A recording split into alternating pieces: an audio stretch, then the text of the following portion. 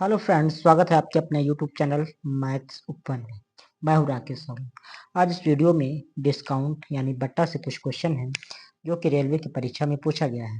तो पहला क्वेश्चन है, कह रहा है कि 25%, 20% और 10% के क्रमिक बट्टों के समतुल्य एक अकेला बट्टा ज्ञात करना है। यानी कि तीनों छूट का एक समतुल्य छूट निकालना है।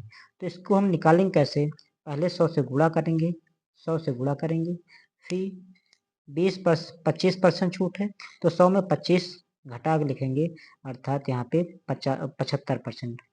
75% परसेंट हटेगा, बट्टे 100 आ जाएगा।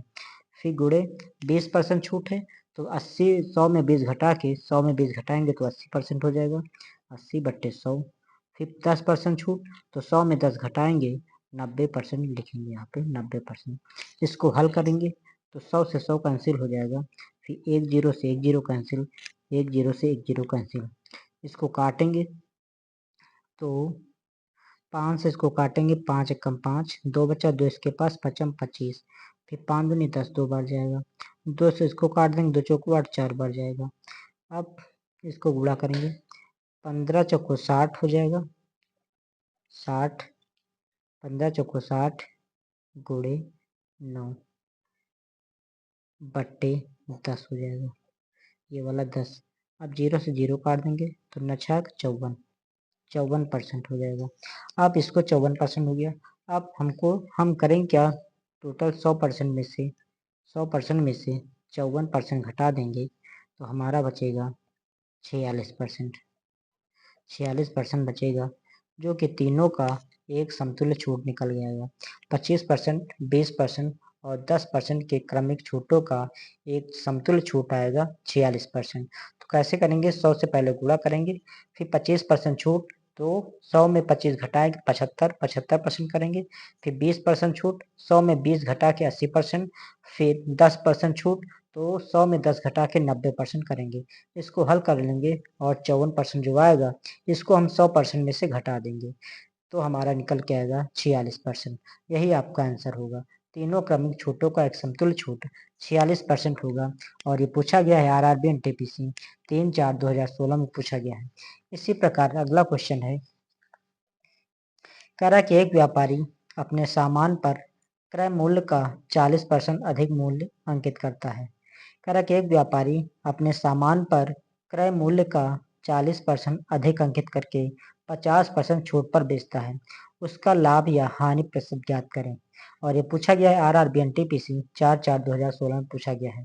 कह रहा है व्यापारी अपने सामान पर क्रय मूल्य का 40% अधिक अंकित करता है, यानी कि जितने में खरीद के लाता है उससे 40% अधिक अंकित करता है। अंकित करके 50% छूट पर बेचता है। उसका लाभ या हानि प्रतिशत ज्ञात करें। तो जब एक ही वस्तु पर लगातार 2 बार घटना घटती है तो वहां पर हम ये भी फार्मूला लगाते हैं, यहाँ पे लिख लेते हैं, जब एक ही वस्तु पर लगातार 2 बार घटना घटे तो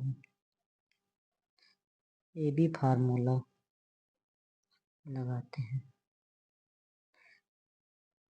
एक बार यहाँ पर अधिक अंकित कर रहा है, 40% अधिक अंकित कर रहा है, फिर 50% छूट देता है, तो एक ही वस्तु पर लगातार 2 बार घटना होती है तो हम लगा देंगे A B formula. A B formula होता है A plus B plus A B बट्टे 100%, जहाँ ए और बी दो अलग अलग छूटें हैं। तो यहाँ पर जो छूट दे रखा है उसको हम लिखेंगे 40% अधिक अंकित करता है।